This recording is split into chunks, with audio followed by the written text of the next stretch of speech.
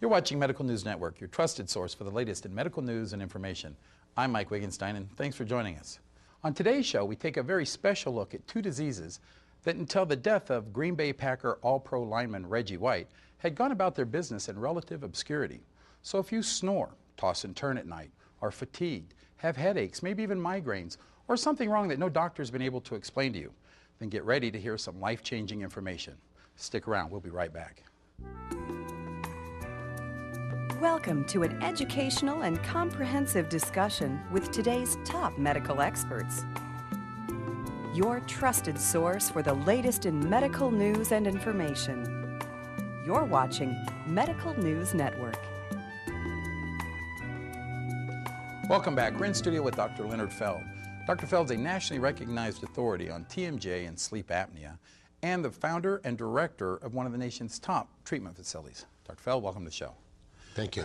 I brought you on today to talk a little bit about TMJ, which is the jaw joint disorder that they're finding out causes all kinds of pains, from migraine headaches to numb arms and hands, and about sleep apnea, which, like I said, with the death of the Green Bay All-Pro lineman Reggie White, has really been pushed into the spotlight. And I don't know that everybody really knows what sleep apnea is or who has it and who doesn't.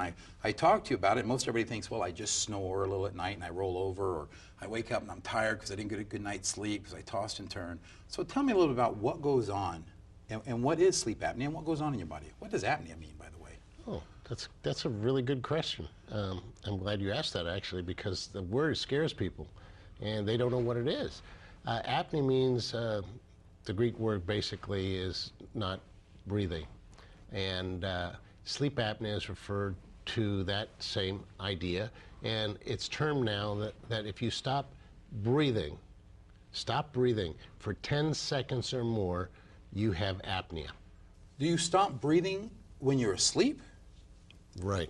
So I lay down, I go to sleep. While I'm sleeping, I quit breathing? Why would I quit breathing?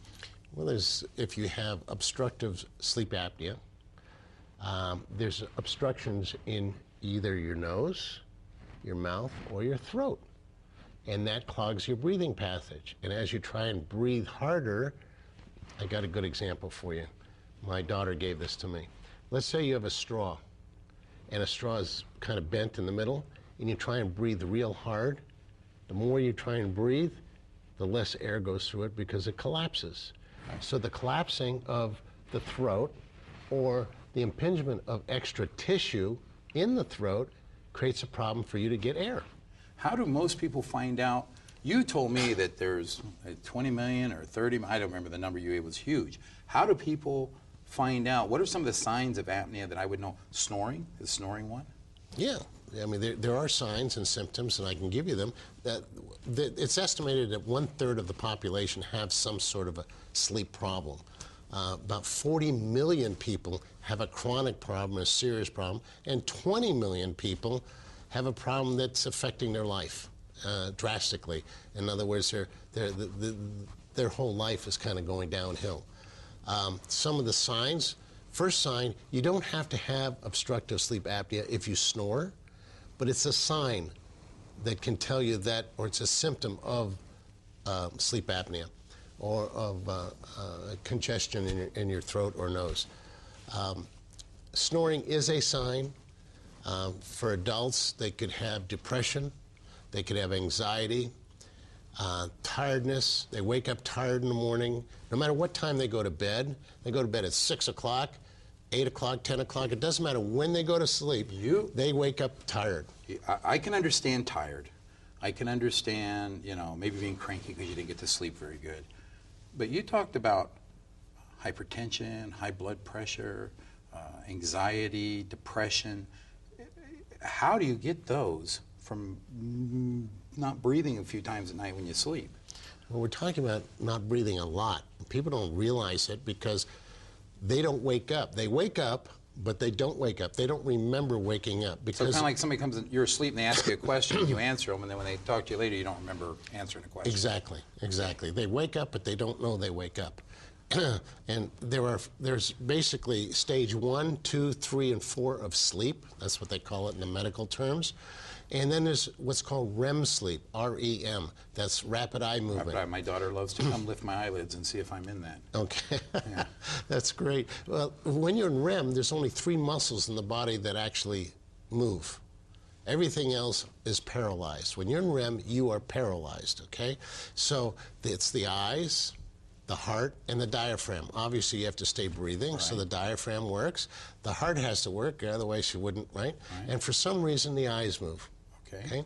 And the faster they move, that you're in REM sleep, okay? So, and that we found out now that if a child, for instance, is not growing properly, or his face is malformed. Yeah, so you told me about this, and okay. Okay, that's when Their little teeth are too small, or well, if their jaw isn't right, and they have too many teeth for their little head, or their maxilla, the top of their jaw doesn't grow, and their lower jaw doesn't grow, or there's kind of a stunted growth, that it's associated with sleep, because that's when the growth hormone is released, when they're in REM sleep, okay? That's also the time that your body heals. It's also the time when when you're older, when your body stores things. Like a computer, the information you had from the day before, that's when it's put in. So people that have breathing problems, sleeping problems, start forgetting things. They think they're afraid to admit it or afraid to recognize it because they think they might have Alzheimer's disease. When it's basically their computer's not storing the information because they're never getting to that level in that of sleep. Super You deep also sleep. told me that young children sometimes wet the bed if they're having their breathing obstructed at night. That's one of the symptoms of because they're so tired they don't wake up.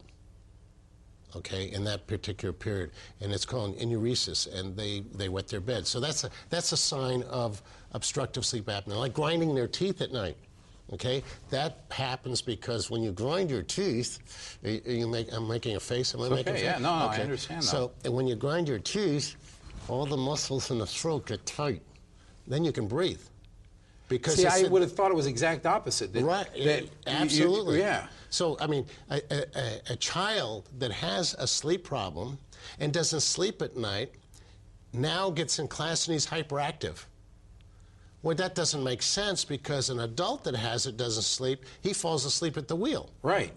So it's a different mechanism that works with children than it does with adults. Okay, real quick, because we have to take a quick break. But Reggie White is why I contact you. I love the Packers, I'll admit it. But he was actually under some form of care when he died from this. So is it something that is easily recognized? Is it something that's... Well, it's easily tested for, yes. Is it? And I know a lot of people are probably afraid of it because we're going to talk a little about, we got to take a quick break. When we come back, we're going to talk a little about the treatment. And the treatments have changed, and I want to make sure that we present it right, but normally everybody's been afraid of the treatment for it or what you had to do to survive with it. So when we get back, we're going to look at some new ways of taking care of the problem. You're watching Medical News Network. I'm Mike Wittgenstein. We'll be right back.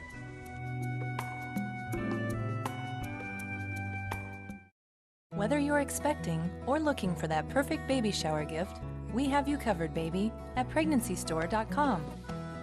Wear your pre-pregnancy pants a little longer and those cute maternity fashions a little sooner with the Bella Band. The Serenity Star Body Pillow is many pillows in one. It supports you while you're pregnant and makes an amazing nursing pillow. PregnancyStore.com. It's the one-stop shop for moms to be.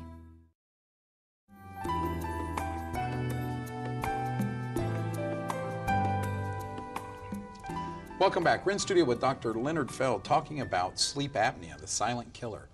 All right, Doc, before we went to the break, we were talking about some of the signs, symptoms. You know, I found it interesting that you said that little kids don't sleep at night. They get hyperactive, like ADD. They wet the bed. They have other things. Adults don't. They get tired during the day. I told you that I had checked done a little research and found out there are more accidents on the freeways in this country that are attributed to drowsy or tired drivers than to drunk drivers. And yet we don't see anywhere near, it's almost 2 to 1, we don't see anywhere near the educational process on this as we do on alcohol.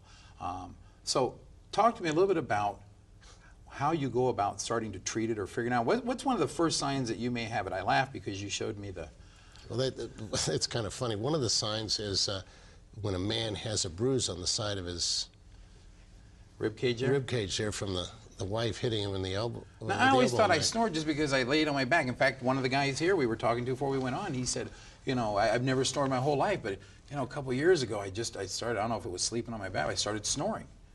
So, is that something that, like, are you born with it? Is it something that happens to you? Is it genetic? What basically brings it on? Well, they feel that there is some sort of, it's not a genetic component, but if you're, there's an obesity part of the sleep problem, that if the father is heavy, then the son is heavy. Does it mostly affect heavy-set people? There's a good percentage of it. One of the tests is to measure the neck size, and if a man has a 17-inch neck or larger, he's 90% going to have some sort of sleeping problem. And if a woman has a 16-inch neck or larger, she will have the same thing too. That's because the more extra tissue you have in your neck closes down your breathing passage. Well, you also said tonsils, your tongue, all kinds of things can block the passage.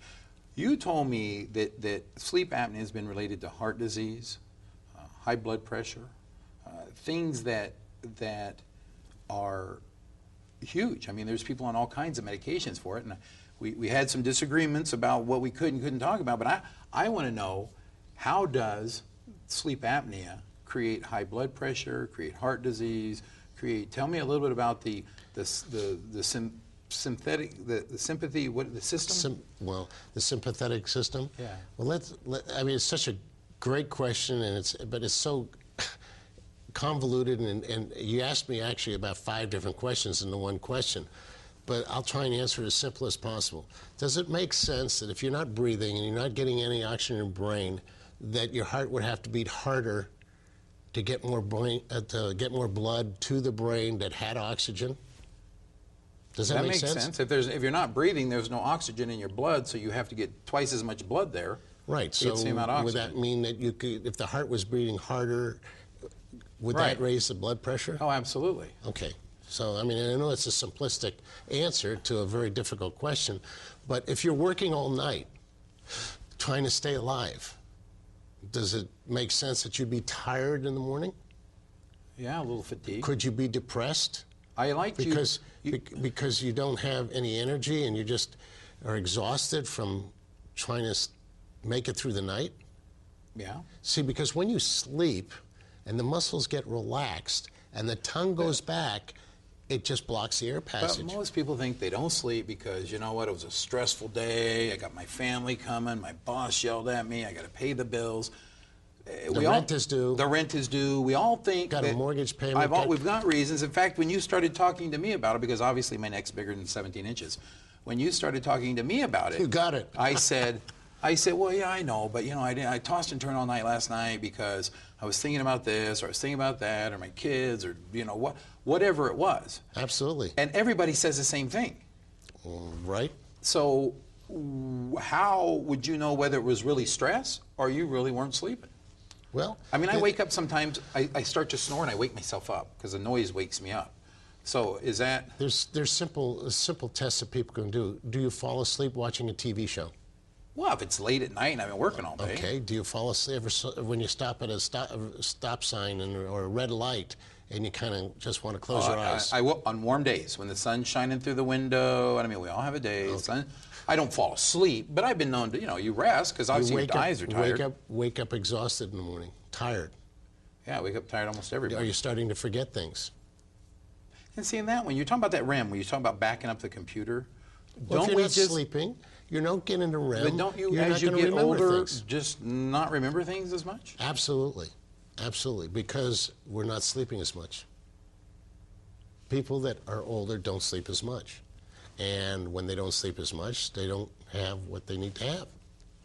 All right, let's talk about treatments for sleep apnea. Now, I looked into it a little bit because I know I was going to talk to you today, and I brought one and you brought another one, but this is normally what you get to treat sleep apnea. Everybody I've ever met that I've talked to about it with the exception of one or two that I met at your office, has always got this.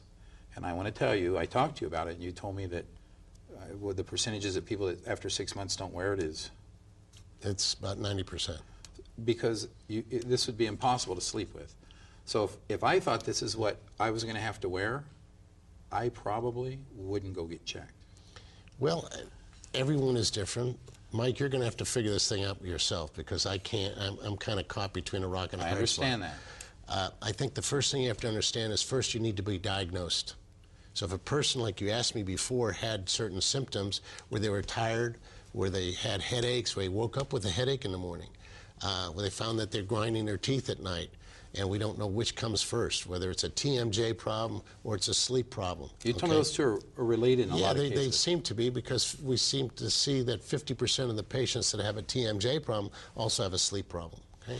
So I think a patient should get diagnosed, and the standard of care now for a diagnosis is some sort of a sleep study. Okay, and as of this year, we now can do what's called an ambulatory study, at least to find out whether or not you're there or not, whether you have the signs that we could diagnose and say that yes, you have it. Then we would, at that point, treat you. If you were mild to moderate, now the treatment can be a different way than just a CPAP. A CPAP. The CPAP is the standard of care. This is the gold standard for people. You see, there's different kinds of them. This one goes over the nose. This one goes over the nose and mouth. Yeah, but it looks like I would scare me to death if I saw somebody in that. But I realize it's a needed item. But it's a life-saving device. We have to take another quick break. When we come back, I'm going to get into what I saw you treating some people with for it. Obviously, and also the fact that when I told people that I'm talking to a dentist about sleep apnea, most of them are very confused. So I'm going to get into that when we come back. You're watching Medical News Network. I'm Mike Wittgenstein. We're in the studio with Dr. Leonard Feld. We'll be right back.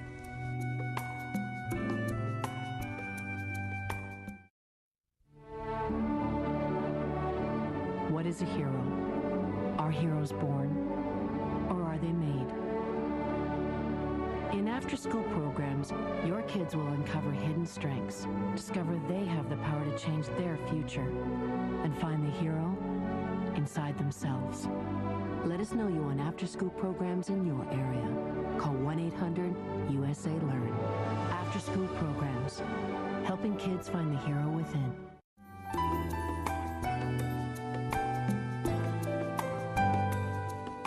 Welcome back. We're in studio with Dr. Leonard Feld, a nationally recognized authority on sleep apnea, talking about the silent killer and new revolutionary treatments for it. All right, Doc, before we went to break, we were talking about the CPAP machine, which you obviously said was the gold standard of care. Absolutely. All right. I want to ask you, of the people that are prescribed the CPAP, of the people that are sent home with this, and obviously it works very well, but it does have some downfalls. We know that the air can leak, it's cumbersome. How many people after, say 6 months or a year, are still wearing the appliance like they should be? Well, the statistics or the research says about 10% wear it afterwards. And why is it that 90% quit wearing it? Well, I don't know if they interviewed the people that weren't wearing it, but most of it is that it is cumbersome. People get tired of putting it on. It leaks sometimes. Sometimes it's really hard to roll over to your significant other and say, do you feel like it tonight? Or now you wear this all night long? Yes. All right.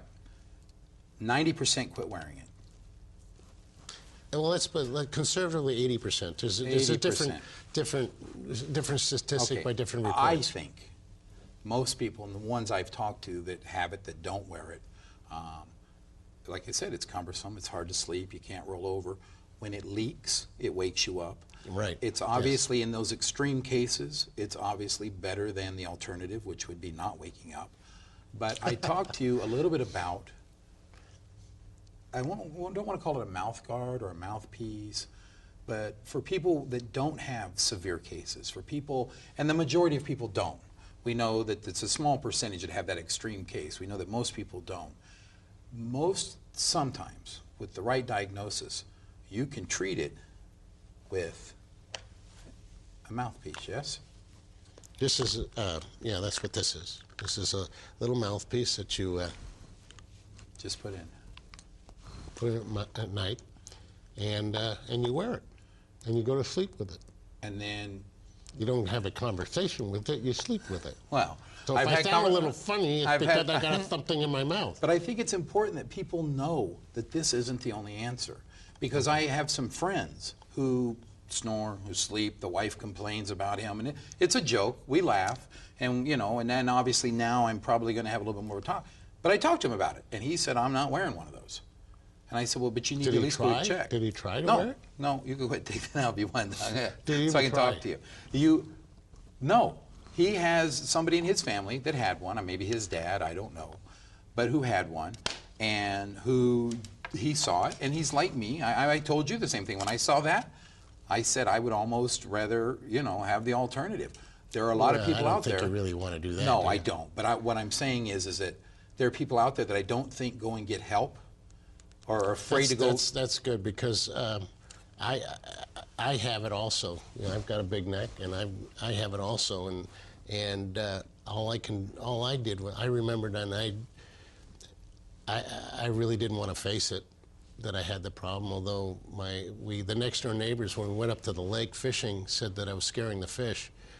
And so we never did catch any fish. We had to go across the lake because Right. that's where the non-snorers were. So you got you have What scared me was my father had this kind of stuff all over him. He had a heart attack and he was in the hospital and he had all this stuff on him, and that kept me from having it for about 10 years because I didn't want to get tested for it. So with that in mind, that sometimes preconceived ideas or preconceived notions Absolutely. dictate what we do. Why would I go see a dentist and not a physician? Mike, that's another great question. You're nailing me to the wall here. You know, physicians treat the whole body, and they're trained to treat the whole body. Dentists, me, I work from here up. That's it. So there's signs and symptoms that I can pick up in the mouth, looking at and seeing an obstruction or seeing that there's something wrong with the nose, they can't breathe, or the palate is high, and these things I can spot. And so if the dentist is trained to spot these things, it's then the next step is fairly easy. So you're saying because you're in there all the time anyway, that's your area of expertise? Yeah, that's all I do is I work in the mouth, and that's where you breathe. I read recently, now up until this time, the sleep test was always done in a hospital to see if you had it. But I read recently that dentists have been given the ability to perform a very simple at-home test. Can you tell me a little about that? Well, yeah. Dentists and physicians can take this test. It's called an ambulatory test or a take-home test where the patient can take the instrument home, put it on their hand, and they can have a computer readout the next day of what went on that night.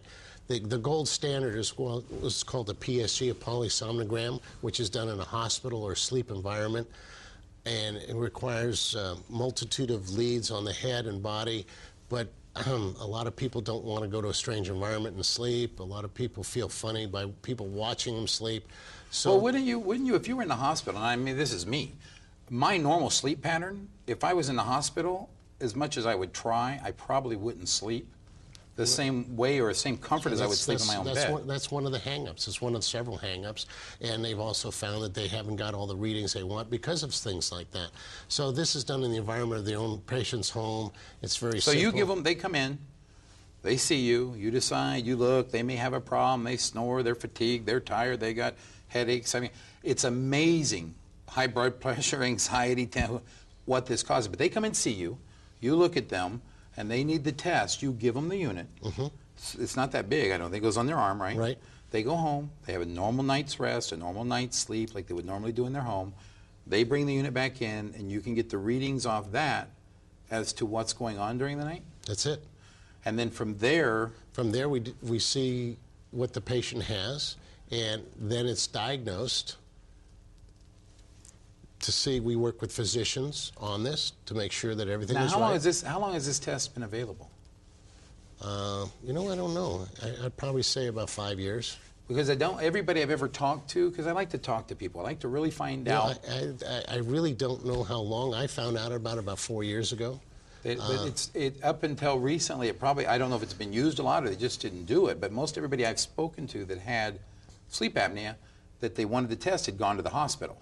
Right. Well, that is the gold standard, and that's what the industry demands. And earlier this year, the American Academy of Sleep Medicine gave the nod to let's go ahead and try this and see.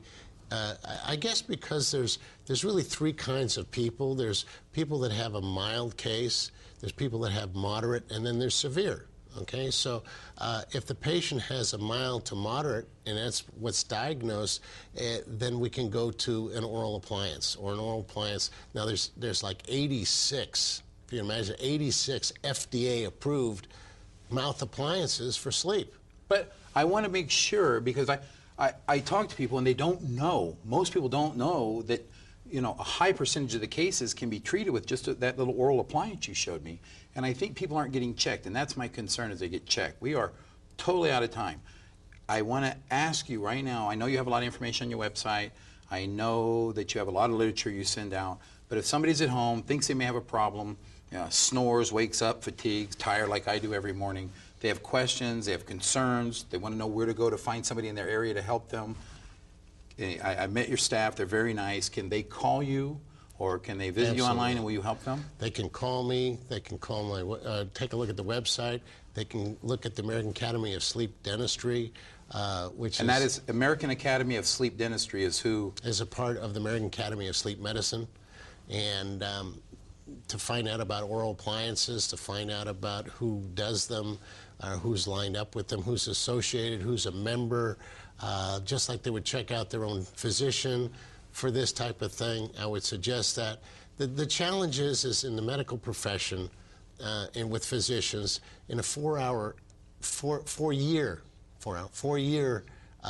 educational span of their education, they're doing the whole body. Right. They spend 2 hours in 4 years, and that's what the National Foundation of the Institute of Health researched and found. They spend 2 hours on sleep. Right. So it's understandable that's why there's a profession of the pulmonologists and ENT that have come out to specialize in this stuff. All right, so that's what you got. We are completely out of time. I'm going to have you come back on this. This is a huge issue that affects 40, 50, 60 million people in this country alone. I want to thank you for coming in and spend some time with me and sharing the information. If you've been watching Medical News Network, I'm Mike Wiggenstein. Until next time, I wish you good health.